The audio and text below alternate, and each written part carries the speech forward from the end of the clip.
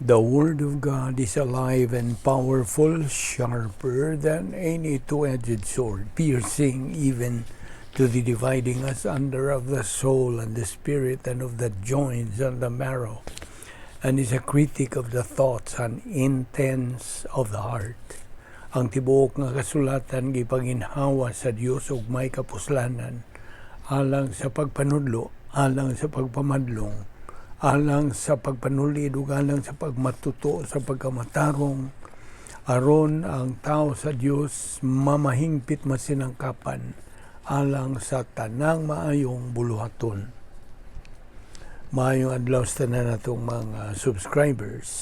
Ani ano sab kita ning atong adlaw-adlaw nga pagtuon sa pulong sa Dios ubo sa Balbido Evangelistic Ministry sa Wailangan.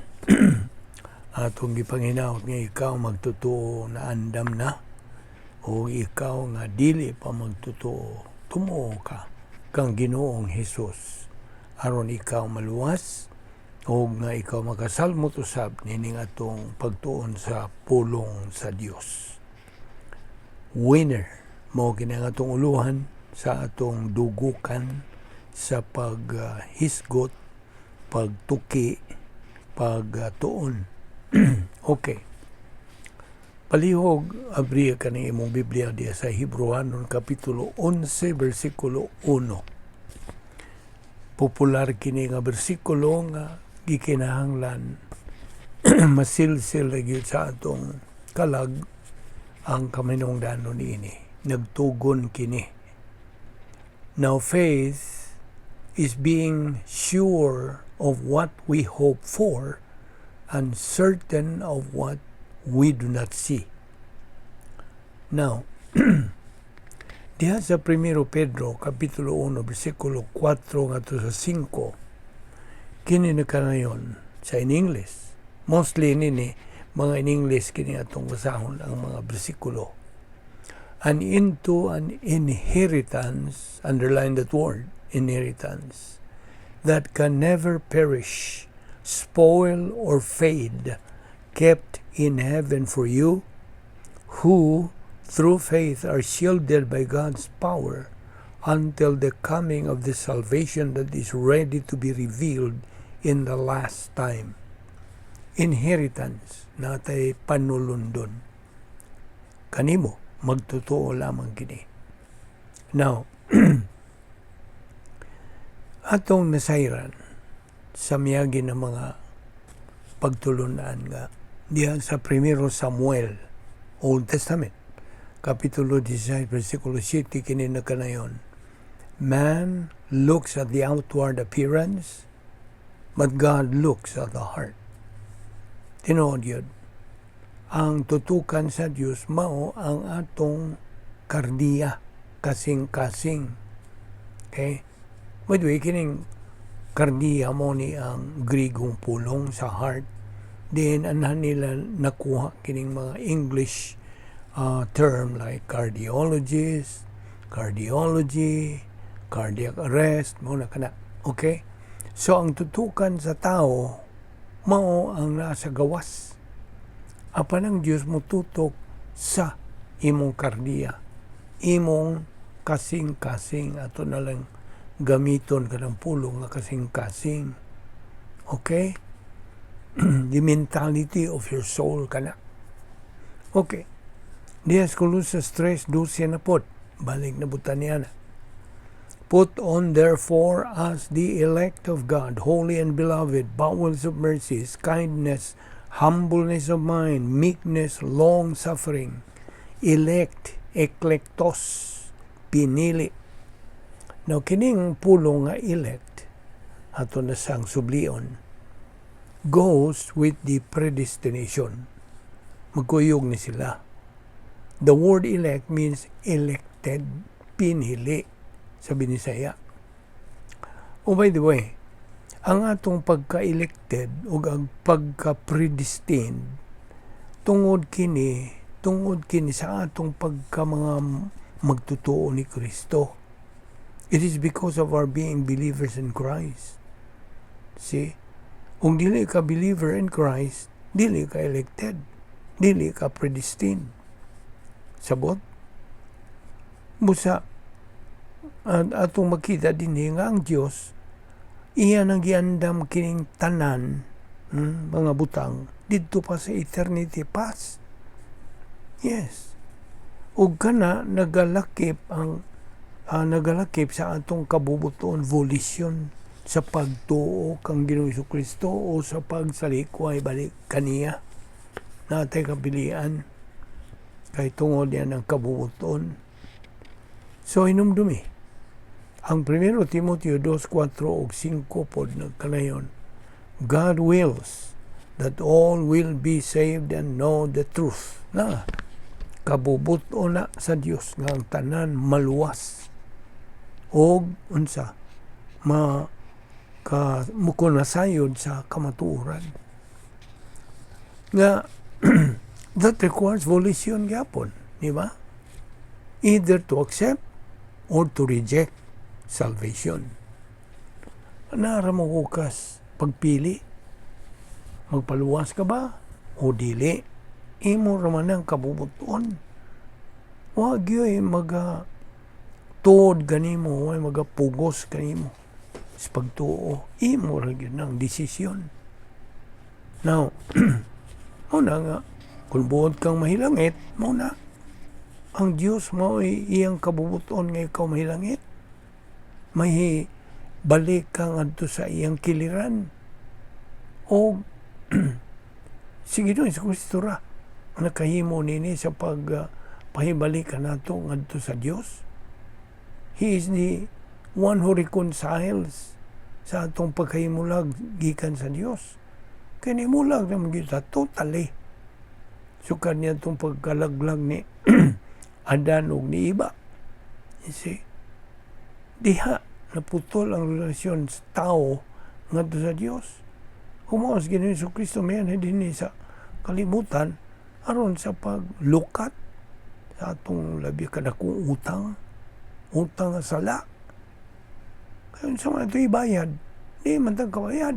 Why makabayad? So si Ginoong Jesucristo mo nangunay Diyos pagkatao din naog siya nining labis kagawain planeta. Dito siya miturok sa tagawang kan ni Maria. The Word was made flesh and dwelt among us. You see? Natao siya nga may sala. Gikan siyang pagkatao hangtod sa iyang pagbitay nila dito sa cross.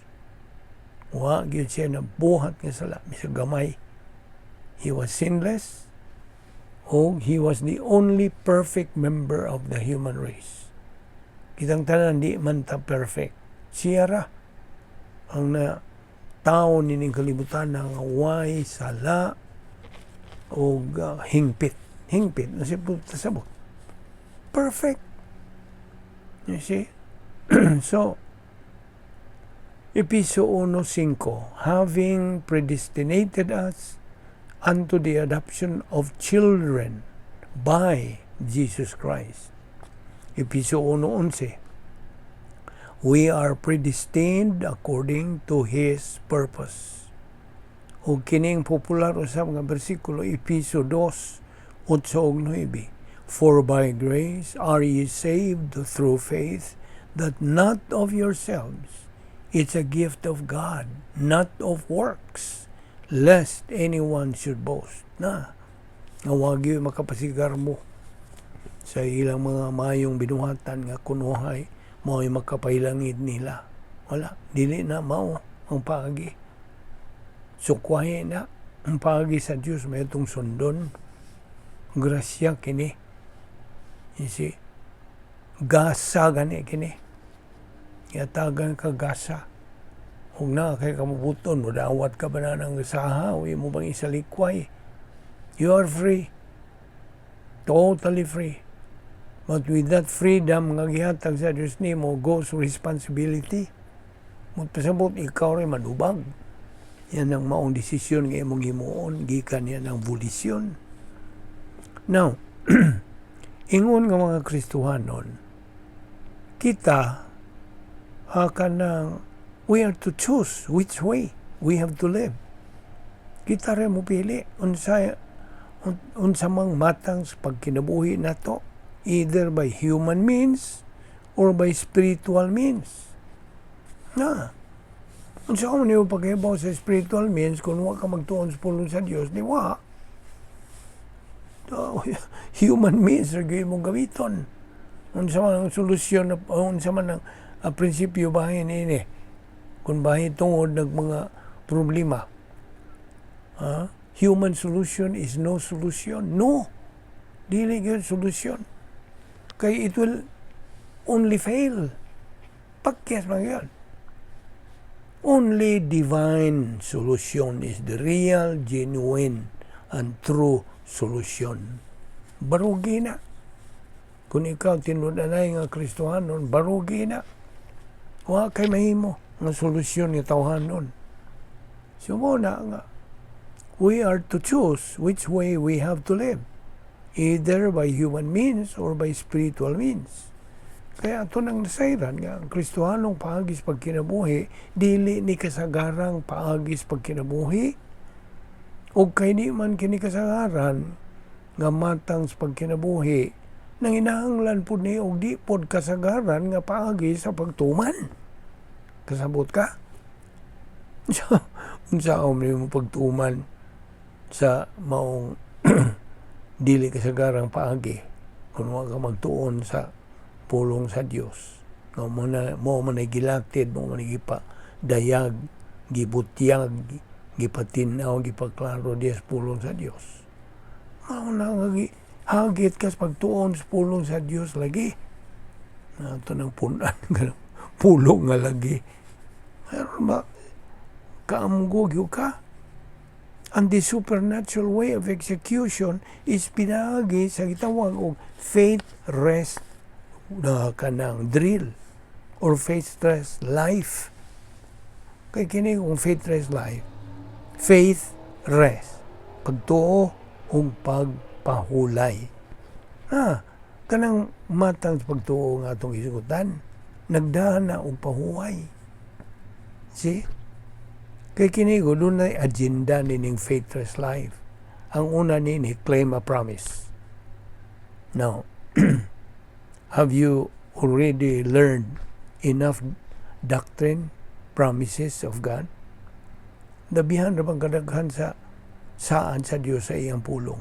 7,000 God. Pila na may imong na kanang nakatunan nga mga saan sa Diyos. Mao ni, ang una nining lakang sa agenda sa faith rest life, claim a promise.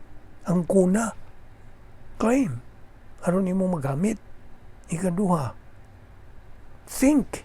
Una, unsay buhaton sa Dios niya nang imong na kay suliran, gumunhap, pagantos, nagi atubang. Think of what God is going to do. Unyang ikatulo, relax. Pagkayahay na si mong nauna, relax. Because God is in control. Namaw na faith rest life. Supernatural way of executing the plan of God. Sabtag yun na. Kita kong mga magtotoo, gikinahanglang magakinabuhi, pinagis pagtuo, dili sa pinagis mga buhat. You see? We live not by works, but by faith. Now, niya nang higayon nga atong gidawat, gituuhan si Ginoo Kristo nga atong manluluwas.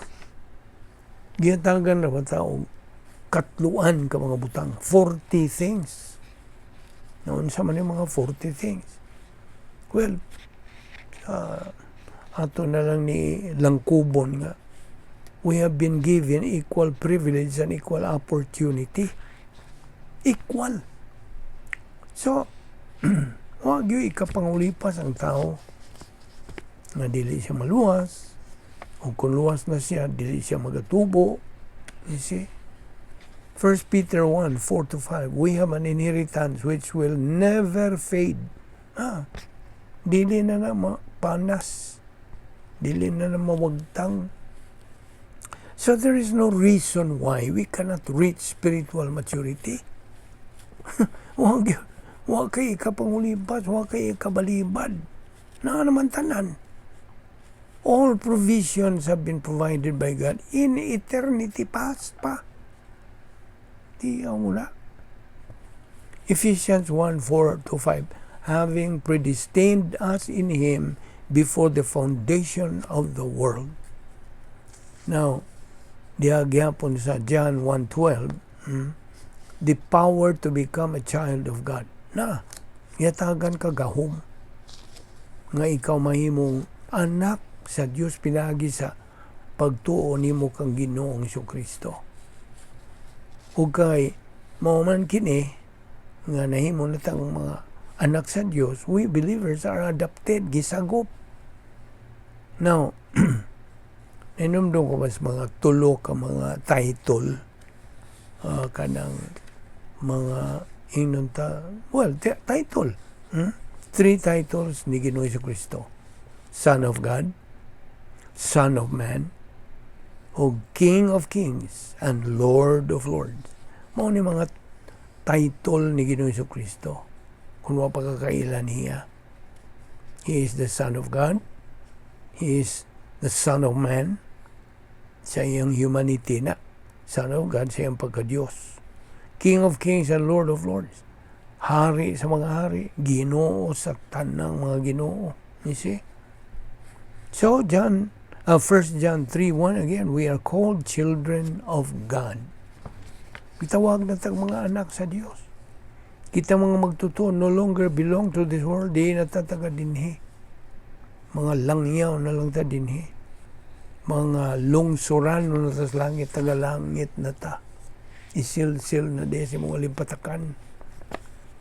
Kita mga sakop na sa harian ng panimalay sa Dios. Royal family of God. Royal. Do you act like royalty now? Do you speak like royalty now? Do you live like royalty now? Kita ka sa mga royalty, especially mga royalty diya sa England. Si mga hariano na sila, tanaman nila mga liniukan, ang ilang mga sinultihan, ilang pagkinabuhi. Mauna, labaw ka pa niya na, labihas ka labaw pa nimo. Anak ka sa tagiyan ng tanang universo. He is the owner of all. Everything. The universe. Everything. Wala na exempted na everything. Kitanan God. Now, sa titugon sa pulong sa Diyos, be not conformed to the pattern of this world. Kaya di na ka taga dinhi. But be ye transformed by the renewing of your mind. Usba na na. Kanang imong panguna-una. Usba. Langkatan na na. Kuhaan na si mga mga tawahanon, mga gilad, mga dautan, kalibutanon, yung mga panguna-una. Kaya mo na yung himo ni mong loser, pildiros, kinabuhi. Kaya binimo, si Ginoong Kristo, manununod sa Diyos, the heir of God.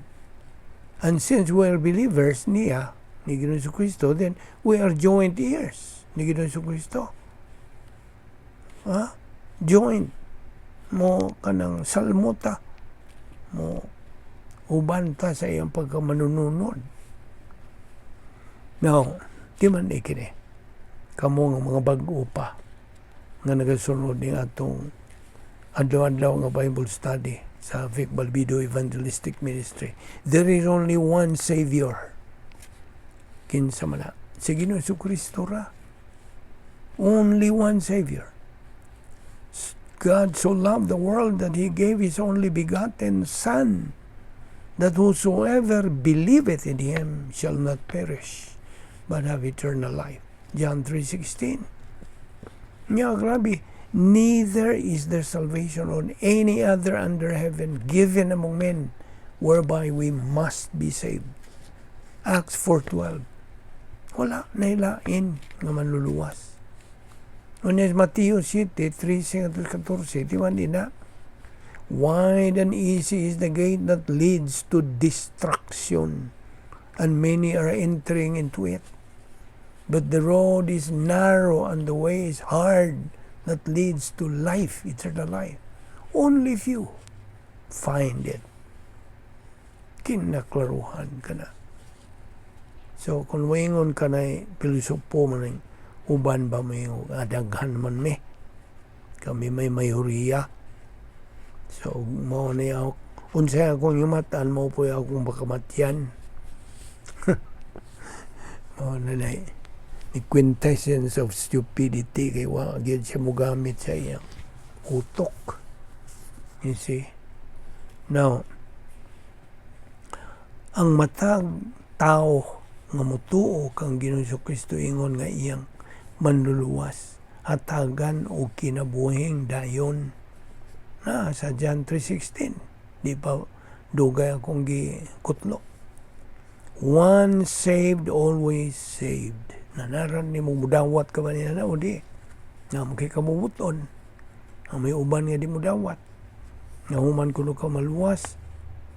Maluwas gyapon ka o magminaro ka, minaldito ka. Yes.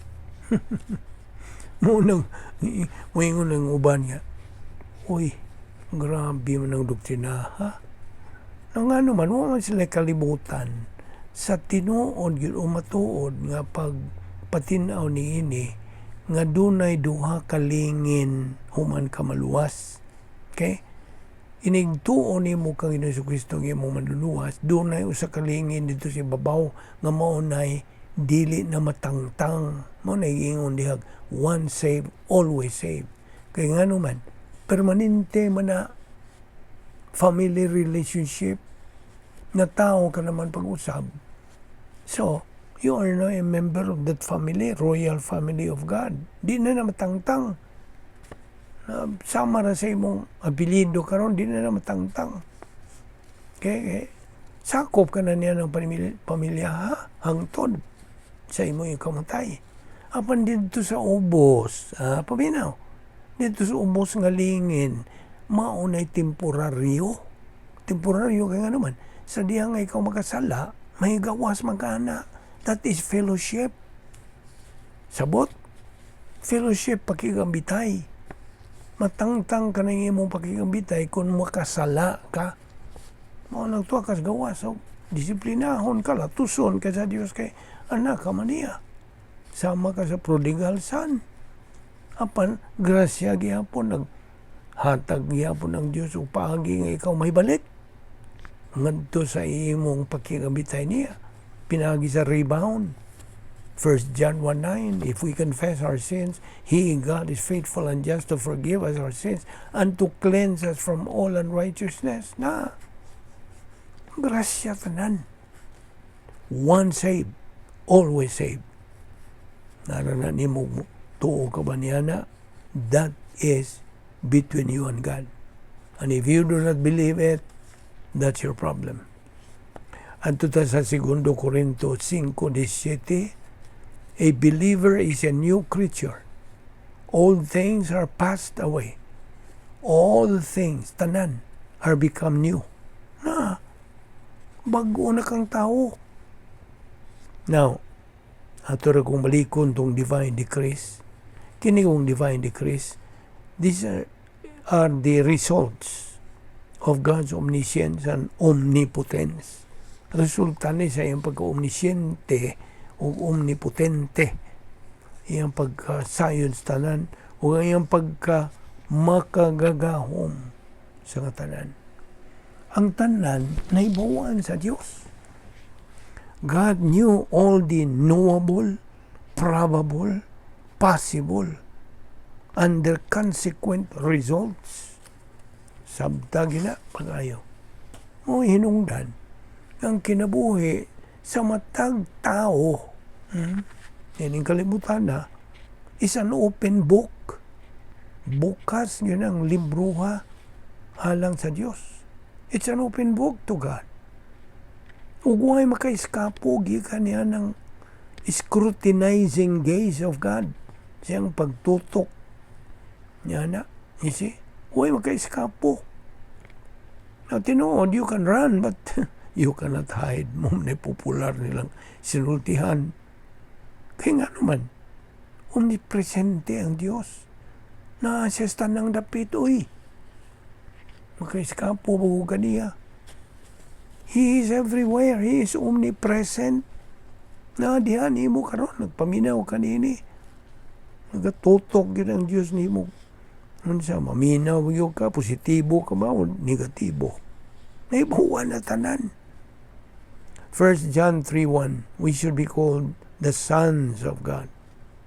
Now, kita mga tao, we have but one life to live. Musto? And we live one day at a time. Musto? Na every moment of our life, every day, may nungdanon ka na alang sa Diyos. Mauna nga atong gi-purchase, atong gilukat ang panahon, ang higayon. Wa na to usik-usiki.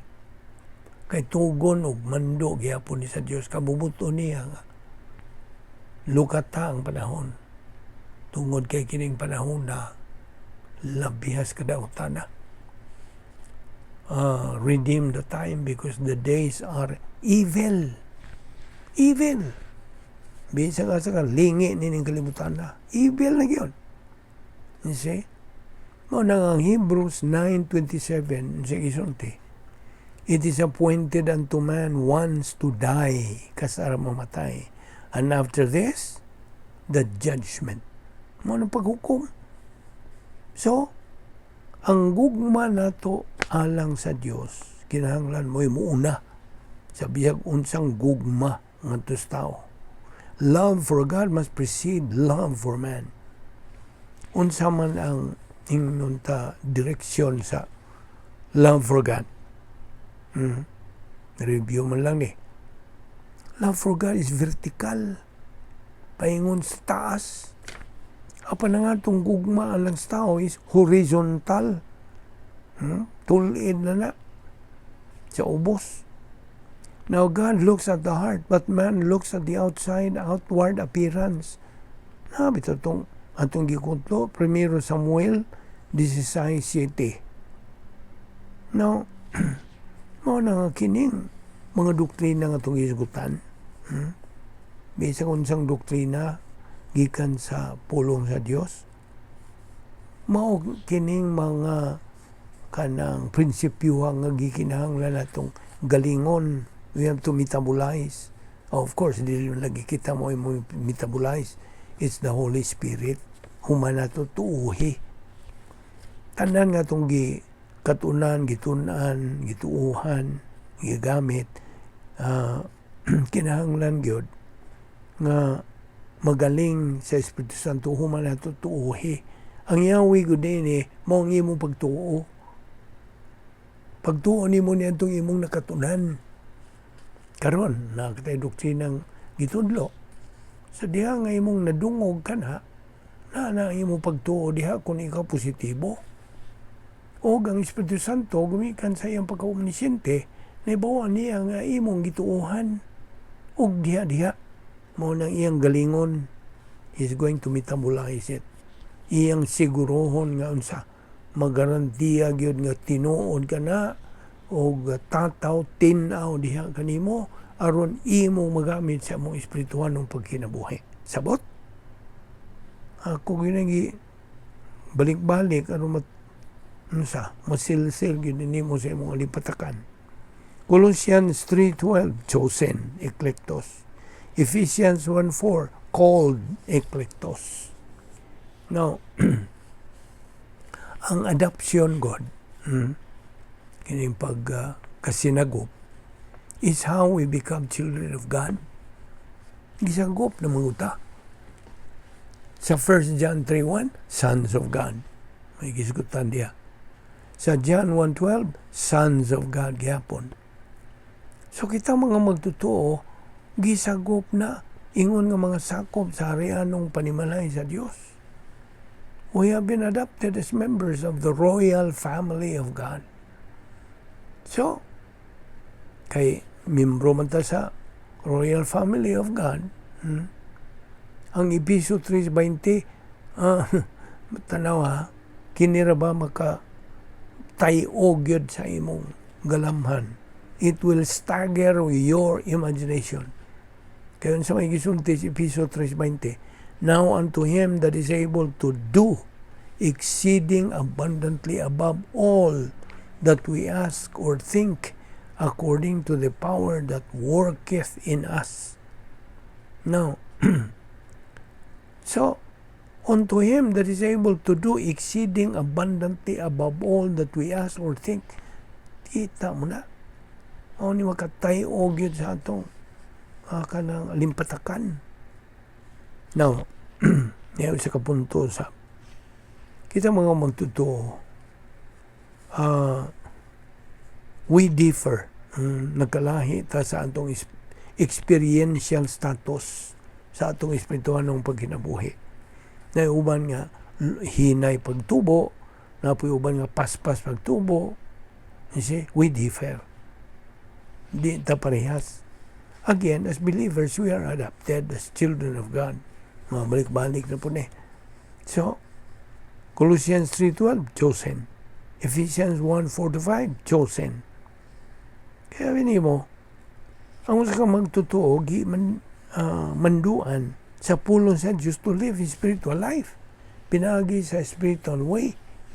Mo ni, sige nitong balik-balik, ang tun nga, tinuon na yun mahimo na ning second nature sa atong kinabuhi.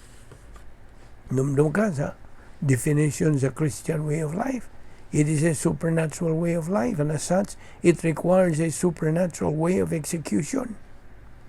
Kaya ang pulong sa Diyos nagamando sa matag magtotoo sa pagtubo diya sa grasya o kay balok ang Ginoong Kristo.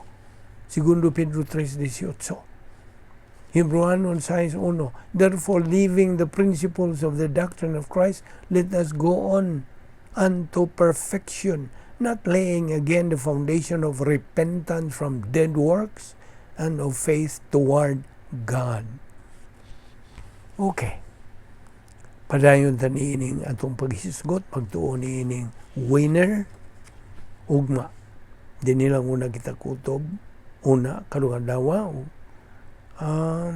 gidapit gyapon ka mo. Sa pagpaghiuban ka nato, niining atong persistent and consistent regular study of the Word of God, pinagi sa YouTube, sa Vic Balbido Evangelistic Ministry. Magampo ta.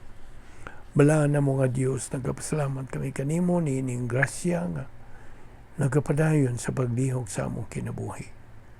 Kining maong oportunidad o kay gayunan among gipahimuslan nga among giangkon nga kini paagi sa among pag sibog sa unahan sa among Kristohanong pagkinabuhi, aron kami makakabot gayon sa among tumong ingon nga imong mga anak nga among espirituhanong pagkahamtong nga diin ana kami unyay katakos sa pagkinabuhi. Salamat ni ang Bible study pinagi sa Vic Balbido Evangelistic Ministry. Dada kami pagbalik uma dinero kami makapadayon nining among pagtuon sa among pulong. Kining tanan among ipasalamatan sa ngalan ni Ginoong Hesukristo. Amen.